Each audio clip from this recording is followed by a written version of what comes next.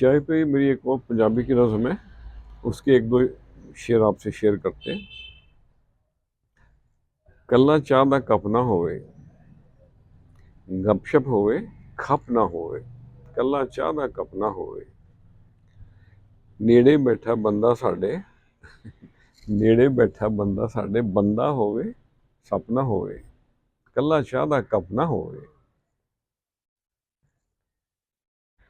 ਇਲਮ ਅਮਲ ਨਾਲ ਗੱਲ ਬਣਾ ਲਓ, ਇਲਮ ਅਮਲ ਨਾਲ ਗੱਲ ਬਣਾ ਲਓ। ਦਾਣੇ ਹੋਵਣ ਫੱਕ ਨਾ ਹੋਵੇ। ਤੇ ਸੱਚੇ ਯਾਰ ਦੀ ਇੱਕ ਨਿਸ਼ਾਨੀ, ਸੱਚੇ ਯਾਰ ਦੀ ਇੱਕ ਨਿਸ਼ਾਨੀ, ਗੱਲ ਕਰਨ ਵਿੱਚ ਝੱਕ ਨਾ ਹੋਵੇ। ਤੇ ਯਾਰੀ ਤੋੜ ਨਿਭਾਣੀ ਹੈ ਤੇ ਯਾਰ ਤੇ ਕੋਈ ਸ਼ੱਕ ਨਾ ਹੋਵੇ।